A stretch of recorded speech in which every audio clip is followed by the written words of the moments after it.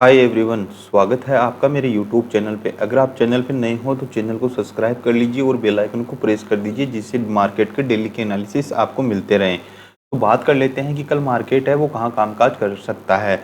तो ये मैंने बैंक निफ्टी का क्या है वीकली चार्ट लगा रखा है। तो वीकली चार्ट में अगर आप देखोगे तो अभी भी मार्केट में स्ट्रेंथ है वो बनी हुई है, क्योंकि मार्केट ऊपर की साइड में ये जो एक ट्रेड लाइन आ रही है ऊपर से रेजिस्टेंस ले रहा है, नीचे की साइड में सपोर्ट ले रहा है। तो अभी ये जो ट्रेड लाइन है वीकली पे, ये क्या है अभी ब्रेक नहीं हुई है। अगर आप देखोगे तो जो अपने डीप भी मारा था तो यहीं के आसपास में आके वापस से रिकवर किया है मार्केट ने। तो ये जो ट्रेड लाइन बैंक निफ्टी में बनी हुई है, ये क्या है बहुत स्ट्रॉन्ग ट्रेड लाइन है।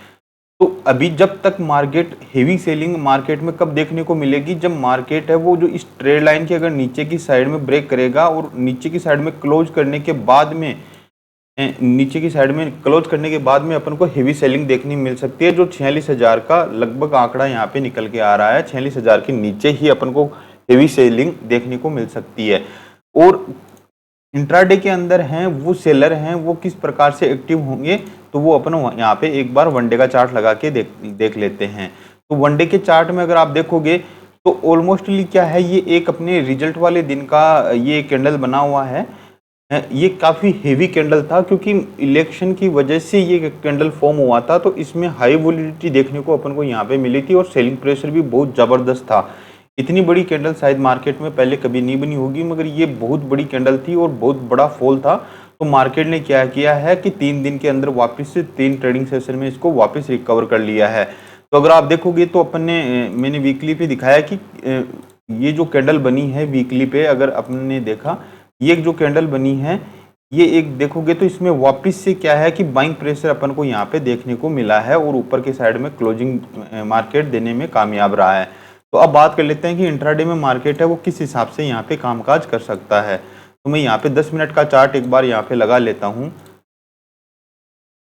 तो मैंने ये 10 मिनट का यहाँ पे चार्ट लगा लिया है। तो मार्केट क्या कर रहा है कि मार्केट फ्लैट सा ओपन होता है, ओपन होने के बाद में मार्केट में क्या है बैंक निफ्टी है वो 511 पॉइंट के लगभग यहाँ जाके ऊपर की साइड में क्लोजिंग करता है। क्लोजिंग करने के बाद में पूरे दिन क्या है एक साइडवेज एक रेंज के अंदर ही मार्केट ने एक शानदार रेंज बना रखी है। तो सबसे बढ़िया इंटरेस्टिंग तो ये है कि मार्केट है वो फ्लैट खुले, क्योंकि मार्केट ने यहाँ पे काफ़ी टाइम बिताया है और मार्केट में यहाँ पे किसी ने कॉल या पुट दोनों साइड के यहाँ पे सेलिंग हुई है। अगर आप देखोगे तो ये जो रेंज बनी है मार्केट में, ये बहुत ही शानदार रेंज है।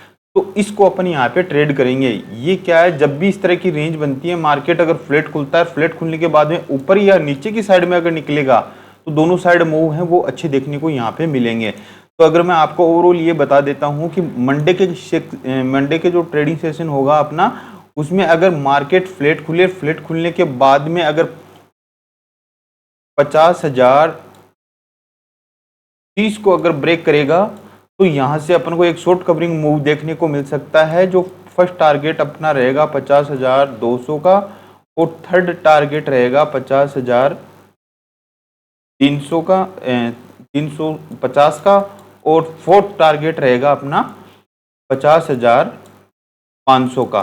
तो ये 3 टारगेट कल अपसाइड की तरफ मेरे यहाँ पे रहेंगे।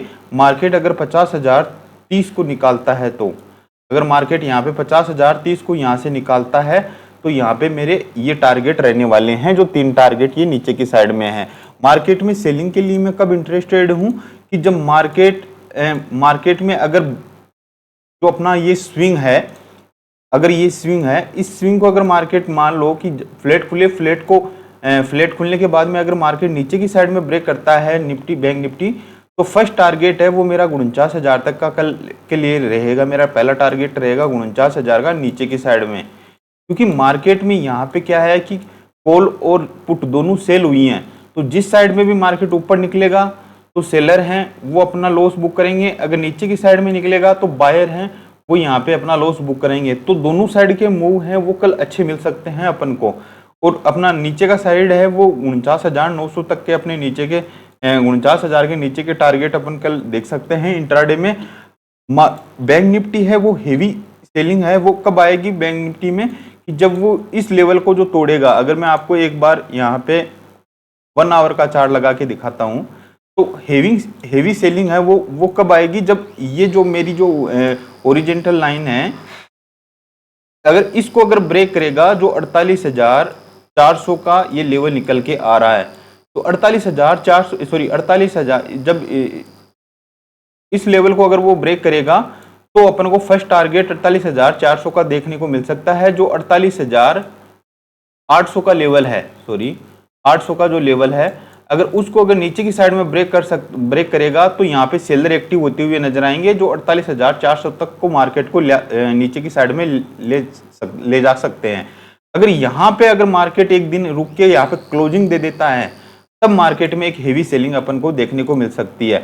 मगर अगर मैं इंट्राडे की यहाँ पे अगर बात करूं तो कल के लिए मेरा नीचे का टारगेट है वो पहले 49,000 का रहने वाला है, 49,000 का, और ऊपर की साइड में मेरा कल का टारगेट, अगर ऊपर का टारगेट देखें तो 50,030 को जैसे ही अगर मार्केट ऊपर की साइड में निकालेगा तो फर्स्ट टारगेट है वो मेरा 50,200 का, और थर्ड टारगेट है वो 50,500 का मेरा ऊपर के साइड में है। अगर नीचे की साइड में निकालता है मार्केट तो फर्स्ट टारगेट मेरा 49,000 का रहने वाला है।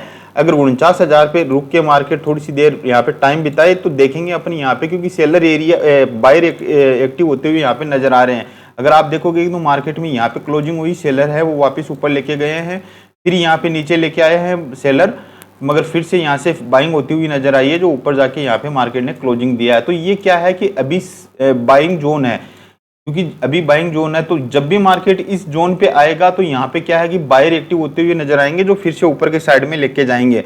अगर यहाँ पे थोड़ी सी देर टाइम बिता देता है, टाइम बिताने के बाद में अगर नीचे की साइड में ब्रेक करेगा तो जो जिन्होंने यहाँ पे बाय किया है वो क्या है, फिर अपना पोजीशन है वो स्क्वायर ऑफ करेंगे तो नीचे की साइड में आ सकता है। नहीं, मार्केट है वो डीप एंड बाय का ही मार्केट है। अब बात कर लेते हैं निफ्टी की, निफ्टी कल कहाँ कामकाज कर सकता है।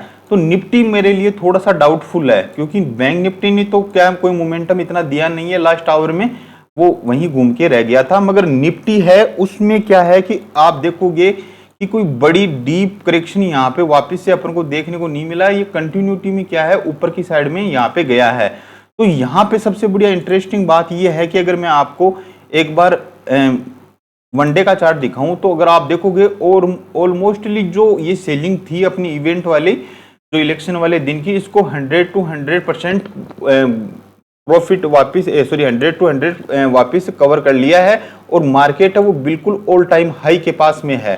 तो जितना बड़ा फॉल आया था मार्केट ने वापस इसको रिकवर कर लिया है। तो अब आगे क्या हो सकता है वो बात कर लेते हैं यहाँ पे। तो अगर मैं इंट्राडे का अगर चार्ट लगाऊं तो यहाँ पे भी मुझे कोई बड़ा करेक्शन यहाँ पे, अगर जब से मार्केट यहाँ से बाइंग से निकला है तो मार्केट में क्या हुआ है, नॉन स्टॉप एक रैली अपन को बाइंग साइड की तरफ देखने को मिली है। अब हो सकता है मंडे के दिन की मार्केट यहाँ पे लोगों को ट्रैप भी कर सकता है, क्योंकि आज संडे है। तो संडे को क्या है कि आज अपना जो मोदी जी हैं वो शपथ लेंगे और अपना जो मंत्रिमंडल है उसका विस्तार करेंगे। तो जो फाइनेंशियल मंत्री है वो कौन बनेगा, किस प्रकार से बनेगा, तो वो भी एक न्यूज है मार्केट में। तो उस पर भी मार्केट क्या है कि एक रिएक्ट जरूर करेगा। तो उसको भी अपन थोड़ा सा देख के चलेंगे कि थोड़ी सी हेवी क्वांटिटी नहीं रखे, क्योंकि मार्केट है कल वॉलिडिटी क्रिएट कर सकता है। तो कल मैं क्या करूंगा, निफ्टी के लिए मैं थोड़ा सा एक बार इग्नोर रखूंगा निफ्टी को, क्योंकि निफ्टी है वो ट्रेप जोन भी कर सकता है। अगर निफ्टी में अगर अपन को ट्रेड करना है तो अगर आप देखोगे तो निफ्टी है वो ऑल टाइम हाई के पास में खड़ा है, अभी ऑल टाइम हाई के पास में।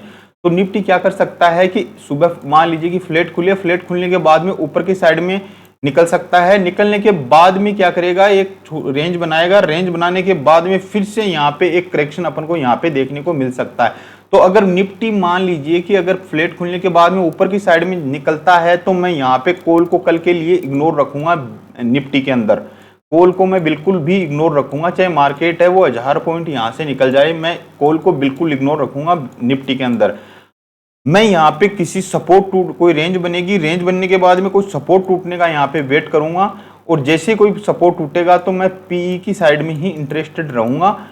अदरवाइज मैं यहाँ पे मार्केट में निफ्टी के अंदर किसी भी प्रकार से बुलिश नहीं रहूंगा, क्योंकि थोड़ा सा मुझे यहाँ पे डाउटफुल नजर इसलिए आ रहा है क्योंकि अगर आप देखोगे कि मार्केट ने यहाँ पे क्या है एक सपोर्ट क्रिएट किया है, क्रिएट करने के बाद में नॉन स्टॉप अपन को यहाँ पे एक अच्छी खासी रैली देखने को मिली है।